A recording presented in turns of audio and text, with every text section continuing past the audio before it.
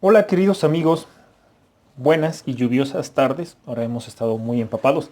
Y bueno, vamos a ahora sí hacer la reflexión del Evangelio del domingo.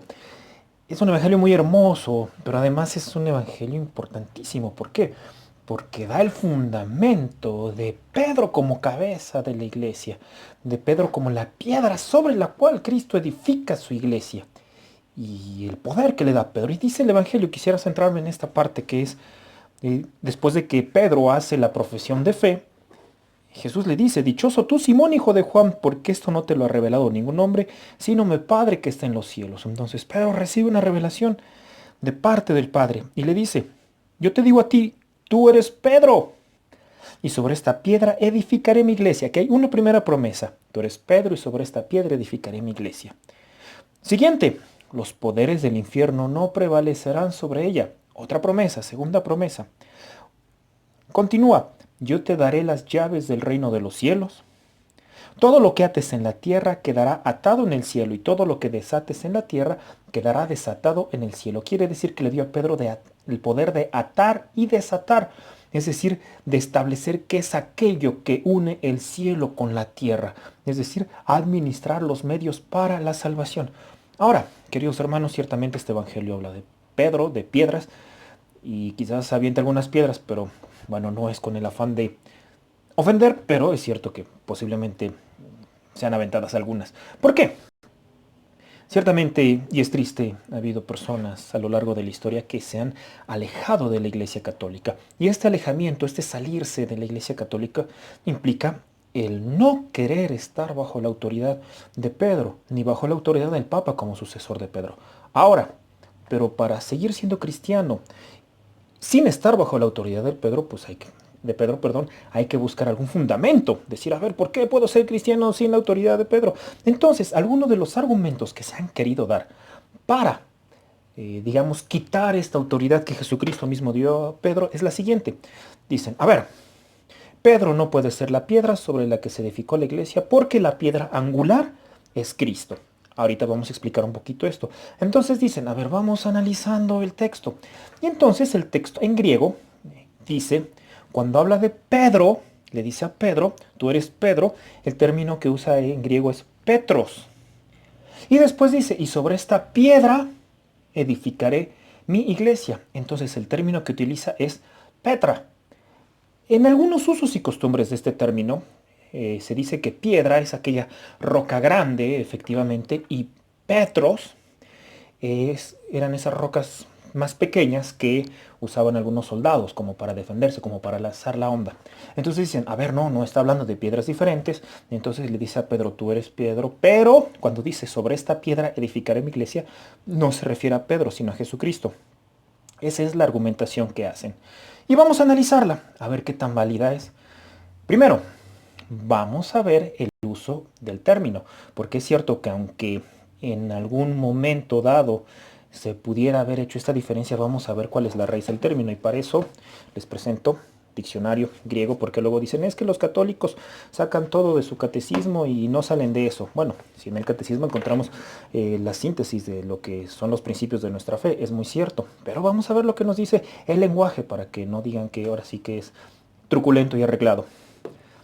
Si vemos, si nos vamos al término de Petra, nos dice roca, piedra, escollo, caverna, gruta. Usa ese término, digamos, ese significado. Y después nos vamos al término de Petros, misma raíz de la misma palabra. Petros, piedra, roca, cueva, gruta. Efectivamente, el término Petros, Petra se puede aplicar de la misma forma. Digamos que en el uso del lenguaje es correcto. Ahora, vayamos al sentido de la frase. ¿Qué sentido tendría que le hubiera dicho a Pedro, tú eres piedra, tú eres la piedra? Ah, espérate, hazte tantito de lado, ya no te estoy hablando a ti. Ahora voy a hablar de mí. Y sobre esta piedra, o sea, yo edificaré mi iglesia. Ah, ya ven, te voy a hablar de nuevo de ti. Y esta iglesia, los poderes del infierno no prevalecerán sobre ella. Te daré las llaves del reino de los cielos. No tendría sentido, pierde contexto. Ciertamente el término Petros lo usa hacia Pedro, diciéndole tú eres Petros, en cuanto a él como masculino. Y después haciendo la analogía dice, sobre esta piedra, o sea, tú, pero ya se está refiriendo a la analogía. La piedra que es cimiento, tú, Pedro, serás la piedra de cimiento y sobre ti edificaré la iglesia. Entonces, tanto el término se puede usar de la misma manera, tanto tiene el contexto, el usar este mismo término hacia Pedro y hacia la base de la iglesia. Y dirán entonces, a ver, entonces, si Jesús es la piedra angular, y lo dice él mismo porque dice que sobre Pedro edificará la iglesia. Bueno, diría mi profesor de Derecho Canónico, hay que distinguir. No se está refiriendo a lo mismo. Cuando le habla a Pedro está diciendo que él es piedra de cimiento, que no es lo mismo que la piedra angular. Voy a ponerles una imagen donde les voy a mostrar una piedra angular. Y bueno, podemos ver aquí en la imagen, justo en un seminario, está justo abajo de Cristo Rey. Se muestra, se hace énfasis en la piedra angular. ¿Cuál es la piedra angular? Es la piedra que cierra un arco, porque un arco tenía, cuando se construía, tenía la capacidad de sostenerse a sí mismo, pero requería una piedra angular que era justo la que sostenía todo el arco. Y si la quitas, se cae todo. Entonces, cuando Jesús se refiere a sí él mismo como la piedra angular, no está refiriéndose como piedra de cimiento, sino como la piedra que sostiene todo, y si la quitas, todo se cae. Y efectivamente, si quitamos a Cristo de la iglesia, todo se cae. Entonces, haciendo la diferencia entre piedras, Cristo construyó su iglesia sobre Pedro, que es cimiento. Y esa iglesia construida tiene como piedra angular a Jesucristo, y sin él todo se cae. Y vamos a ver precisamente otro fundamento de por qué esta iglesia está sustentada en los apóstoles, y lo vamos a ver en la Biblia. Dice el Apocalipsis, aquí ahora sí tengo mi Biblia, la de Jerusalén.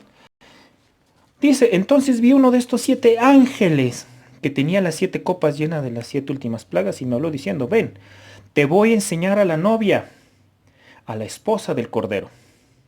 Me trasladó en espíritu a un monte grande y alto y me mostró la ciudad santa de Jerusalén que baja del cielo de junto a Dios. Ok, entonces estamos hablando que la esposa del Cordero es la Jerusalén celestial, la ciudad celeste, esposa del Cordero. Y dice más adelante, la muralla de la ciudad se asenta sobre 12 piedras que llevan los nombres de los 12 apóstoles del Cordero. Nuevamente, apóstoles. Ahora ya no solo es Pedro. Sí, Pedro es la primera piedra establecida por Jesucristo, pero los cimientos de la ciudad celestial, de la novia del Cordero, de la esposa del Cordero, son los 12 apóstoles. Y lo dice aquí mismo, el libro del Apocalipsis del apóstol San Juan. Se asienta sobre 12 piedras. No está hablando de una piedra angular, sino piedra de cimiento, que son los apóstoles del Cordero. Y dirían, bueno, ok, pero dice la esposa del Cordero.